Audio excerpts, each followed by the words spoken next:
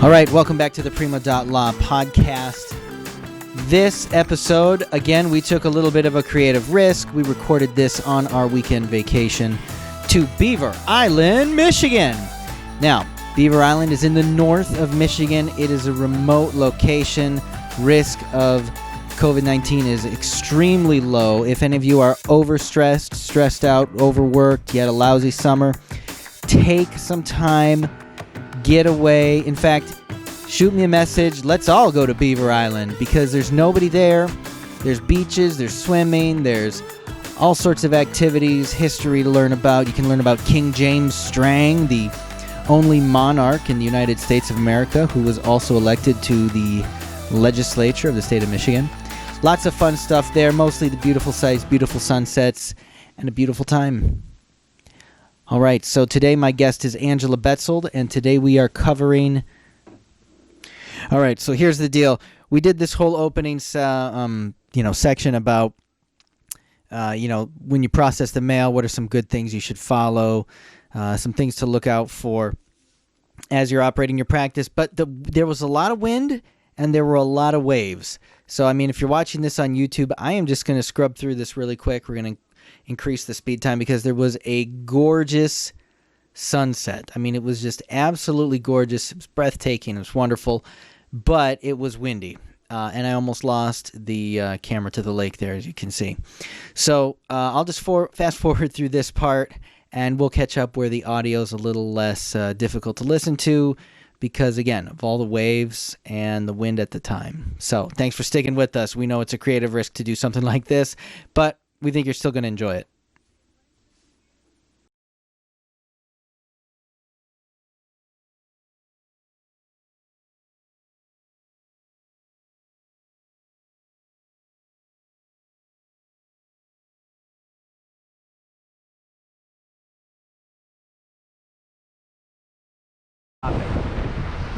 Welcome back. We've returned our rental car. We couldn't fill it with gas because the one gas station on the island closes at like 4 p.m. So we'll have to pay for that. And again, like I said, it's not really crowded here. Just us. It's like 8:30 in the evening, and there's nobody on the street, no one driving around. Everyone's chilling at home, except for us, because this is fun. The other thing you'll notice is there's plenty of property for sale on this island. Look at that. Ed Wojan must be a rock star in the realty business here on Beaver Island. All right, so where did we leave off? We were talking about best practices and processing mail, and that's good because that's important. But what's more important is hiring people. Now, I know a lot of immigration attorneys have an issue with hiring qualified personnel. So we're going to talk about the best practices when you decide you need someone in the office with you, working for you. What's the best thing to do when you're hiring people? What are the best practices? Angela, where should we start? Well, usually when I ask for a resume, I always ask for a writing sample, and I just ask, tell me what did you do yesterday, and mention what you are passionate about. So by me reading that writing sample, tell me a lot about the person. So some of them will say, I woke up. They don't have a job, right? They're looking for a job. They will say, I woke up, took a shower, or went for a morning run, took a shower, helped with breakfast, helped clean up the house. So all this daily routine, it shows me if there is someone that is,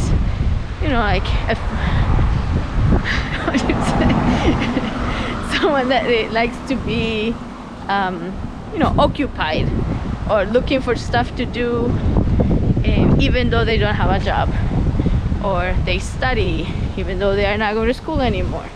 So they're trying to be better themselves. All right, I'm going to try and get a flashlight on you here by doing this.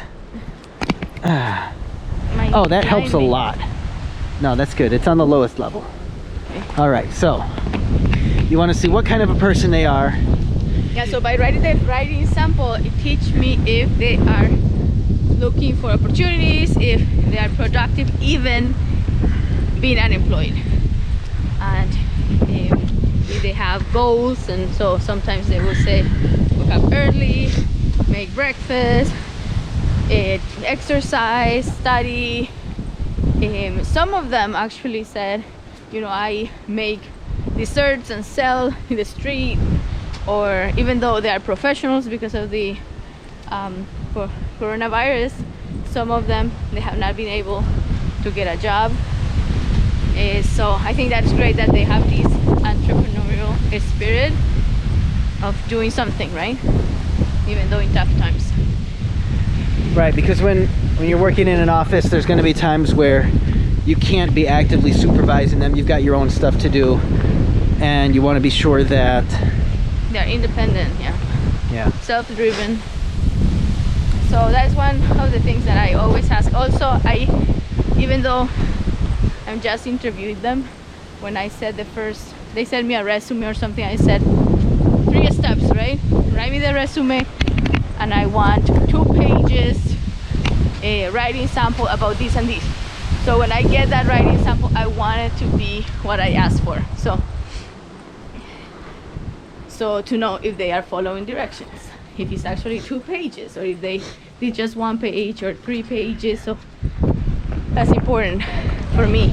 So it sounds like a lot of what you're looking for is some of those life skills that you can't really teach someone, but they sort of need to come prepared to learn some of the basic it's part of their personality things. And so this is the way that you figure that out, is you have them do a writing sample. Yes, and usually another thing I do is the first interview, I said something like, you know, interview tomorrow 7 in the morning. Some people might say, oh no, I can't make it, or whatever, right? You don't have a job, you really want a job. If I tell you 7 in the morning, the ones that are like, sure, I'll be there. Or sometimes I said, same day, can you meet me in 30 minutes? The first interview, I always do a video to see if they're presentable. So the ones that take it very seriously, they're dressing for success, meaning, you know, they are well groomed, nice hair, not beach hair. Like, your beach hair is beautiful. so these little things tell me a lot about them and if they're taking seriously the job. And I think I have not get it wrong with these little things I do, because we do have a great team, very committed, responsible people in my team. So that's great. Okay, so you get a resume from someone, they give you the writing sample, you do that first interview. What are you looking for in that first interview that you do with them? But first of all, I want to know what they are hoping for, and because I don't want to train someone that in 6 months is going to go somewhere else. Because as you know, training someone takes time, and then they start actually getting it probably in 5 or 6 months. What is all this about? Immigration forms and software and doing all these things. So just kind of here we have an excellent example of the nightlife here on Beaver Island. All right. 3 people. The beachcomber. There we go. Okay, so you want to be looking for someone who's not just into a short-term deal, but because there's this training involved, you want them to be able to stick with you for a long period of time. What are some of the things you look for to make sure that they're going to be dedicated and a long-term position and not just gone in 3 or 6 months? Because that happens a lot with paralegals. I mean, and attorneys out there know this, is, you know, they become a valuable part of a firm, especially a small firm. And if they want more money or they want more benefits or something like this, they can be gone like that. But I think not everybody wants only money. So I see how family values are important to them, or, family ties. So usually they're like, I want to be closer to my family. That's why I moved back to, where they're from. So they have roots in town. They also finish their careers. That means they're responsible. They know how to pursue their dreams and stuff. So, because finishing a career in Colombia actually is 5 years when you go to school. It's 5 years of to become a teacher or to become anything you want to be. So it's 5 years of university. So if they finish that course of study, then they are at least a tells me person that. who's a committed type of person. Yeah. Okay. What about if we're talking about a U.S. based employee? What are some of the things you look for in a U.S. based employee to indicate that they're in for the long term? I don't know. Well, I think something I have done. I mean, I do the same thing. The resume, the writing sample, and you. Whoa! What? We must be downwind from a sewer or something. Yeah. Okay, resume, writing sample. I mean, in some of the. And also, I realized that. I mean, I don't know for everybody, but at least in our area, hiring someone that is Hispanic, immigrant, or at least a child of immigrants, so they can really understand immigration process and how that works and how important it is to. It's not just a job, but actually helping people. So that's a bonus. Yeah. So I think that's. For me, it's very important to know that they will care about the clients and they will relate to them because probably their parents were immigrants, so they know how important for them it was to get their papers. All right, we got to make sure we don't get hit by a car here. Again, nightlife is very exciting here. All right, so, oh look, something's lucky. Welcome. Lucky. Donegay Bay Trail, no motorized vehicles. Boop. Okay, so being an immigrant themselves is a bonus. Now, there's some attorneys who feel like hiring someone who is a client or was a client might have some complications. What do you think about that? Well, I don't think it's a complication at all, at least for us. I work great. Our two greatest paralegals so far, they were actually our clients first, and then they became part of our team. So I don't think it's an issue at all. All right. Sorry for the bright light, but it really helps to light up your face. I can see the difference. All right, I'll shine in at me for a minute because I can't see anything else. I'll do it like this. All right, so what about taking it from that interview that went well to, yes, we're going to hire you now? What sort of things you do between that time to make sure that this person is well prepared to work for the firm, that they're qualified, and that they're going to continue being a good fit?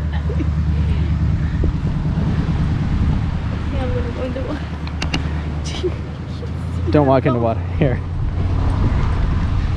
Well, I do a online training first. I give some deadlines, all over fake cases where they learn how to use the software, and I also give them some research to do. It's pretty dark. Trust me though, I got you. Daddy's got you. All right. So you do some online training with them. So this is really still part of the evaluation period. Is the online training? Yeah. So I give them deadlines where they need to send me back what they're working on. Okay. What kind of things do you have them work on during this continuing evaluation period? Okay. So first thing is like. Speak up. I feel like totally blind. I got you. Don't worry. I think you don't see either. I can see out of my left eye. Yeah. Mira, mira. Estás andando por los puddles. Yeah, it's not a puddle. It's just sand. Okay. So they start with task number 1, very simple. Learning how to use Prima.Law, creating a client. So they need to get familiar with the software even before they start working for us. Okay. So how to use packet assembly, how to link family members, and the basics, like where to file stuff. So go to USCIS, look where to file this type of petition, cover letters, filing fees. And this online training, you do this via email? I have some training that is like a slideshow type of thing, and also we have a website for training called Bella Training. That No, no, it's not like that. We're not going to share that website with anyone. So we have to do a lot of training for a lot of different people. We have some online lessons that we've set up.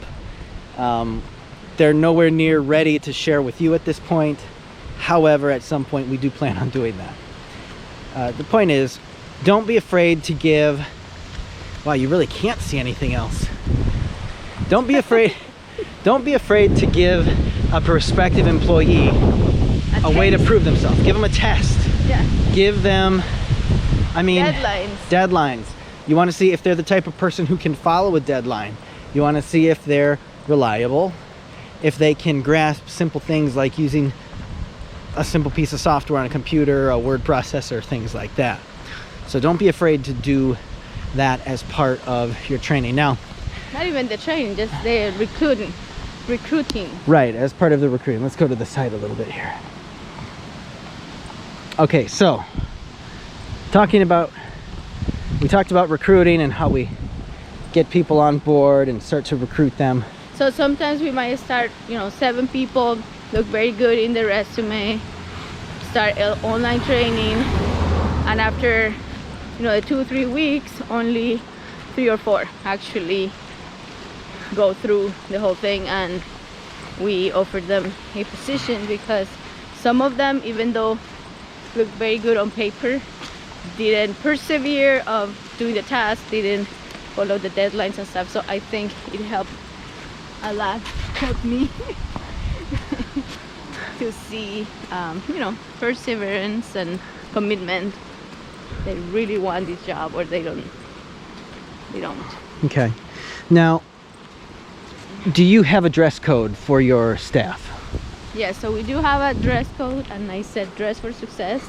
Even though some of the Bellas still work from home, we do meetings and we do web meetings in the morning, and I said you need to feel and be part of a team, and this is important job you're doing. So as you dress also, I think it reflects in what you do and the commitment.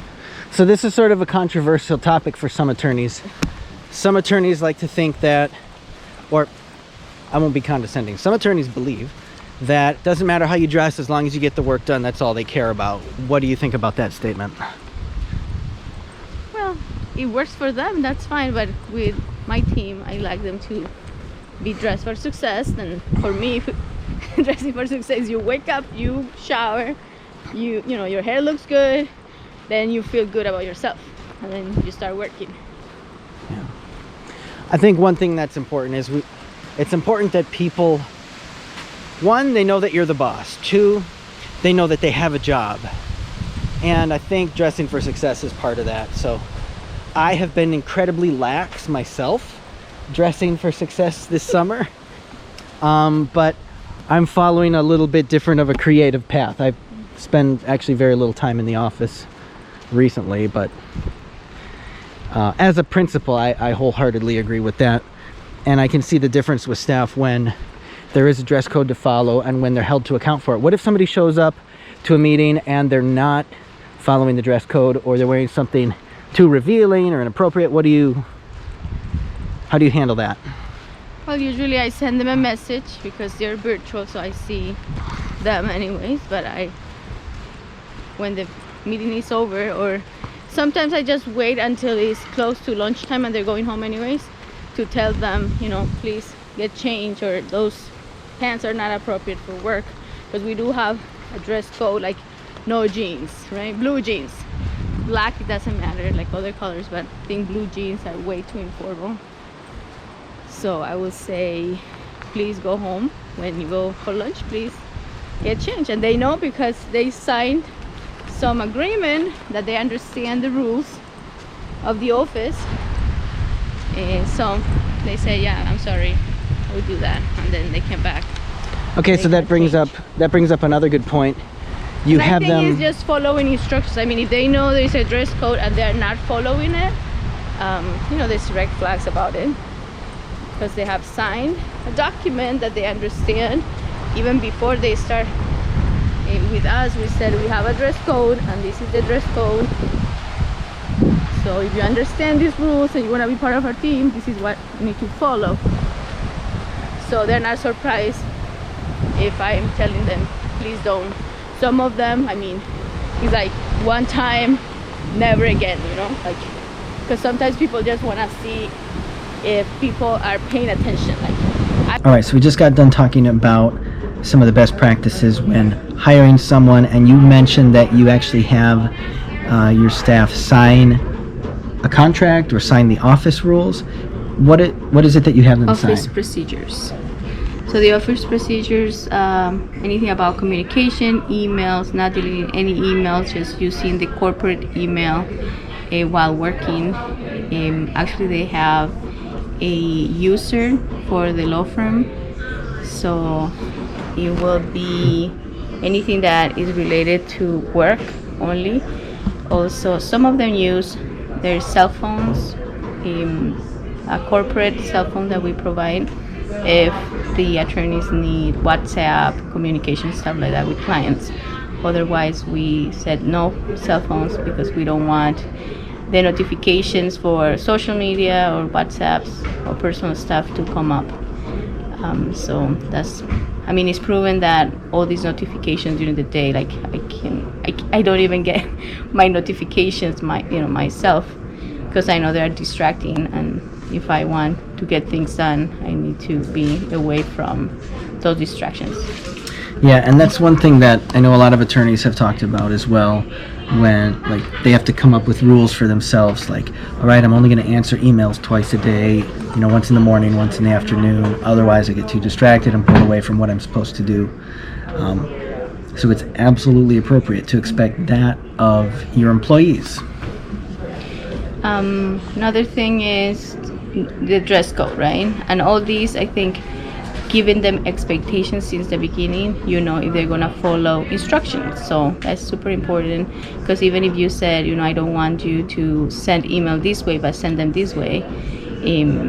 For me, setting these expectations since the beginning, showed me a lot about their personalities and if they will be a good team player, like a good fit for our team. Now, so over the last decade or so, we've had a number of employees, and I mean, there have been employees that we haven't done that with. Yeah, so when we were learning, right, like pretty new in our practice, we just kind of brought people in because we were in need of help. And we didn't have time to train them, or, we felt like they were giving us a favor, doing us a favor. Yeah. Yeah, we felt like they were doing us a favor by coming to work for us because we were so overwhelmed with work and stuff we had to do, and the phone was ringing. So we didn't set those expectations like we should have. And but we learned from that, I guess. But what sort of results did we see? Well, they learned their ways, and they didn't last. Or if they lasted, then we needed to get rid of them, or they were not ever happy because they didn't have those expectations. Yeah. Now, we're grateful for all the people who've ever worked for us, don't get me wrong. But it was definitely much smoother transition, and we got more compliance, and we got more results more quickly. When they're trained since the beginning. When they had that expectation from the beginning. Mm-hmm. When they knew what the rules were, what they should and shouldn't do, what they could and couldn't do. And they knew that if they violated that, or if they were outside of those rules, then there was accountability. Mm-hmm. So accountability is very important. What's some of the accountability measures that you use with your staff?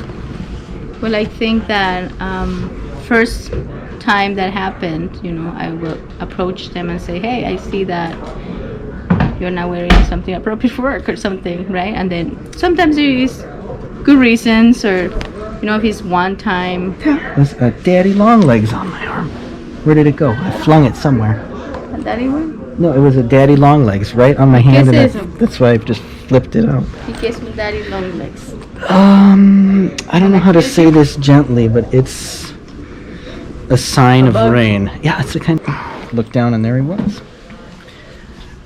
All right, so if somebody violates one of the rules, how do you handle that? I call them feedback, right? So I always say, hey, I need to talk to you about, I'm going to give you some feedback. And always talk positive with them, right? These are the rules, you know, what is expected, you know, what's going on. So they will say, you know, if they was like, have nothing else to wear, I don't know, like, so I don't know. All right, well, what if someone's using their cell phone a lot, then it's interrupting their work, you notice they're using cell phone, or maybe they're going onto YouTube, on the office computer, office internet, during the office time. How do you handle that? Well, there was one time that, and this was not included in our office policies because I didn't think it was going to be needed, but someone was streaming video, like watching a movie while working. So we needed to include it in our office policies, and as we go, right, we need to start adding stuff to our procedures because there is bizarre things that people might do. Of course, that one was not one of my Bellas, was actually a U.S. employee. Yeah, and we've had a couple or a few employees that have done that. And that actually may be, for some attorneys, a little controversial as well, because they'll say, well, you know, I don't care what they do during the day as long as they get the work done. If they want to have a movie playing in the background, that's okay. What do you think about that? But at least for me and how my brain works, I can't have any background noise. I need to be, especially if you're writing briefs and answering phone calls and doing all these things, I think you need your full attention. And so, yeah, it's a no-no for me. Yeah. So have these things written out. Do you do anything to document if there's a violation? Yeah, so we do have the file, right? And then The employee file. The employee file, and then we will do always on writing. So I will send an email, and I said, you know, first time, hey, this is a sweet reminder that, you know, you have signed this agreement, and I highlight it, and then most of the time they say, I'm sorry, apologize, will not happen again. But yes, I always have it in writing. And why is that important? Well, because when we have 13, 14, 15 in our team, then you don't remember these things at the time of, hopefully it doesn't happen, but if you need to let someone go, you want to show all these reasons. It's not like I'm, you know, letting you go for no reason, but you can document it and people kind of know accountability, I guess. Yeah, and that's one thing I saw some attorneys raise in one of the Facebook groups recently, is they asked, you know, I've got this employee and they are always complaining about their workload, even though their workload is less than other people's workload, and they have a bad attitude, and it seems like everything's a burden, and they're not very productive. You know, what am I supposed to do?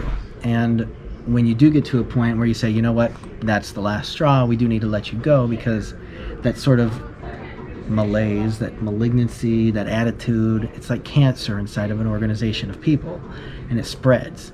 And so you got to cut that out, and you've got to isolate it, and you've got to cure it or get rid of it as soon as possible. And when you do that, especially with U.S. employees, you always have the topic of, are they going to file for unemployment, which goes against me and my business, and there's costs involved for me with that, and then increased costs later because now we have this number of claims, so our rate is going to go up, and how much we have to pay to the unemployment insurance agency, and all these other things. So if you have a well-documented history of, look, you've got 37 violations, we've given you 37 chances, and it's just not working out for us anymore. Or even tardiness. Tardiness, yeah. We have a report of, we use Time Wizard, so when they come in, they... Time Wizard's an online time clock. Yeah. So instead of punching a time clock, you do it online. Yes, and they do it from the office, and when they take lunch break, then they do it as well. So yeah, so having those reports are great. And sometimes I don't see the reports daily or not even weekly, but one day that I have time, I run a report for 6 months, so I will know, oh, this person has been on time for 6 months, for a year, so I know, like, there is nothing to talk about. Yeah, and you can reward them. You can send them something nice or a gift or. Yeah, and even when my whole team is sending reports on time, I will send a message to everybody. Like, we have a group. Say, hey, I see everybody's doing great with the reports. Congratulations. So I do that verbal congrats to them. Okay. Yeah. What is the role of giving positive feedback to employees and to staff members? Well, like, everybody likes to hear good things. So even, from when you're a kid, you like to be told that you're good, like you're doing a good job. So when they're doing a good job, I always give them feedback on how great job they're doing, how their attorneys are always sending emails to me, complimenting the work they're doing, so they can know that they're doing a good job. Also, when there is things to improve, I give the positive feedback on what they're like growing and learning. And then I also add, and we still need to keep on working on these, thing, or attention to detail, or could be that they have not worked a lot in certain type of cases, so they don't know yet how to do it. So most of the time when I give feedback to them, I also ask them, how can I help them to achieve their goals? So, there have been studies that talk about how, for most people, like, a positive work atmosphere and feeling valued and feeling like they're doing a good job is more important than money. Then you make compensation, yeah. Yeah. So that does play a huge role. And I don't know if you know this, but when I was first, I think I was probably still doing my internship, and I was working with Robert. Mm-hmm. Right. One thing I noticed that he did with me from time to time is he would, call me into his office and he would tell me I did something good. Hey, you did a really good job on this. Good work. And that was the purpose of the communication, was just to sort of build me up, to build my confidence, to make me feel comfortable, to make me feel good about, what it was that we were doing. And that made a huge difference for me. Building up your confidence. Well, yeah, because everybody suffers from confidence issues. Even though they may project something differently, a lot of us feel inadequate or like we're faking it for some deal. And I know it's very common amongst attorneys, especially because you may be handling a new type of case that you haven't handled before, but you're pretty sure you know how to do it, but you're not certain, so you might feel like there's some inadequacy. So the same thing goes for staff members. If you have someone on your staff and you like them and they're doing a good job, make sure you tell them. Mm-hmm. That increases the likelihood that they're going to stay with you, that they're going to keep working, even if maybe you're not paying them as much as someone else may have offered them. Mm-hmm. Which, of course, you always want to have a competitive pay structure to keep your staff, but there's times where that what makes the difference is just them feeling good about working for you. So that's, I don't know, for me that's been very important as well, just in my professional capacity. Mm-hmm. So yeah, you're right. You're doing a great job. Thank you. I think you are a great manager of people. You're an excellent communicator. You have very many skills. You're very attractive. Mi amor. See? It works. Look how she's blushing. I wanna have that. And she's adorable too, isn't she? All right. No, you're not concentrating. I'm not concentrating. I don't know what I'm going to say next. I don't know if we just wrap it up here or if there's something else we should talk about. Let's wrap it up. I think that was a lot of really good information for today. I want to thank our guest, Angela Narvaez-Betzel, for joining us and providing all of this. Thanks for inviting me. All this valuable insight. And thank you for agreeing to work while on our vacation. Well, I always work on vacation. It's not a half day. All right. Bye-bye. Okay, so for those of you who enjoyed the wonderful sights of Beaver Island at the beginning and you want to see more, I'm putting together another video just showing some of the highlights of our trip because Beaver Island really was a beautiful place. And I think if there's any way you can get there, you should. So check out our channel. Check out for the links to that in the description.